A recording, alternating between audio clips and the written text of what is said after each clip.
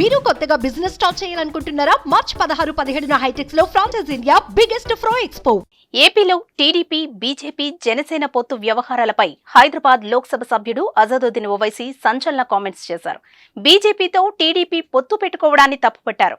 ఇదే చంద్రబాబు గతంలో ప్రధానమంత్రి నరేంద్ర మోదీని టెర్రరిస్టుగా సంబోధించారని గుర్తు చేశారు. అలాంటి వ్యక్తికి చెందిన పార్టీతో చంద్రబాబు ఎలా పొత్తు పెట్టుకోగలిగారని ఓవైసీ ప్రశ్నించారు. ఆయన్ను కూర్చోబెట్టి మరీ టీ తాగిస్తున్నారని ఎద్దేవా చేశారు. తమ అధినాయకుడిని టెర్రరిస్ట్ అంటూ విమర్శించిన బీజేపీ ముస్లిం సామాజిక వర్గాన్ని ఉగ్రవాదులతో పోల్చుతోందంటూ ఆవేదన వ్యక్తం చేశారు. 2014లో బీజేపీకి చంద్రబాబు ఎందుకు మద్దతిచ్చారో తెలియదు. ఆ తర్వాత ఎన్డీఏ కూటమి నుంచి ఎందుకు బయటికి వచ్చారో తెలియదని ఓవైసీ వ్యాఖ్యానించారు. అంతకు ముందే కేంద్రంలో అటల్ బిహారీ వాజ్పేయి ప్రభుత్వాన్ని కూడా చంద్రబాబు మద్దతిచ్చారని, మళ్లీ తెగదెంపులు చేసుకున్నారని గుర్తు చేశారు.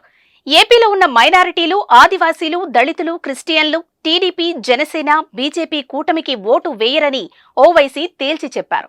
ఈ 4 సామాజిక వర్గాల ఓటు బ్యాంకు నిర్ణయాత్మక శక్తిగా మారిందని పేర్కొన్నారు. ఈ పొత్తు ప్రభావం ఏపీలో గెలుపోటములను తీవ్రంగా ప్రభావితం చేస్తుందని ఓవైసీ అంచనా వేశారు.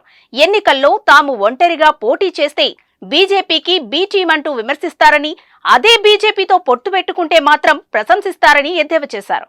బీజేపీతో పొత్తు పెట్టుకున్న చంద్రబాబు సీఏఏపై తన వైఖరేమిటో స్పష్టం చేయాలని నిలదీశారు. ఏపీలో పోటీ చేయాలా వద్దా అనే విషయంపై ఇంకా ఎలాంటి నిర్ణయం తీసుకోలేదని ఓవైసీ స్పష్టం చేశారు. ముఖ్యమంత్రి వైఎస్ జగన్మోహన్ రెడ్డి తనకు మంచి మిత్రుడని వ్యాఖ్యానించారు. తమ మధ్య మిత్రత్వం కొనసాగుతుందని చెప్పుకొచ్చారు. अभी कोई फैसला नहीं हुआ। जगन तो हमारा दोस्त है और रहेगा। आपका सपोर्ट है सर? नहीं भाई, आप भी मेरे दोस्त हैं, दुश्मन है क्या आप मेरे? अपना काम आप करते, मेरा काम मैं करता हूँ। नहीं, देखिए अब तक तो बीजेपी वहाँ पर टीडीपी से अलायंस कर ली। नहीं सुन तो लीजिए, बीजेपी नायडू एक साथ आ गए और चंद्रबाबू नायडू ने नरेंद्र मोदी को टेररिस्ट कहा था। निकाल कर देख लीजिए, हम झूठ नहीं बोल रहे हैं, निकाल कर देख लीजिए।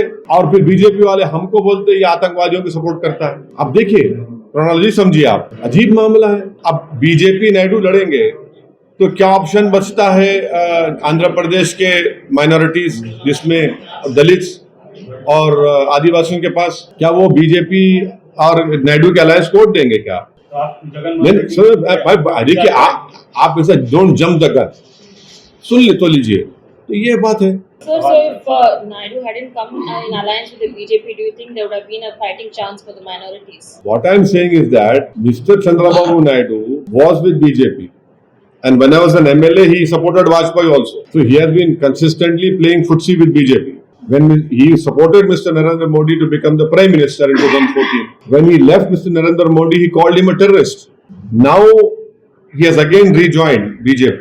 So the Muslims, Dalits, Christians and Adivasis on the Pradesh will play a very decisive role now. Will play a very decisive role.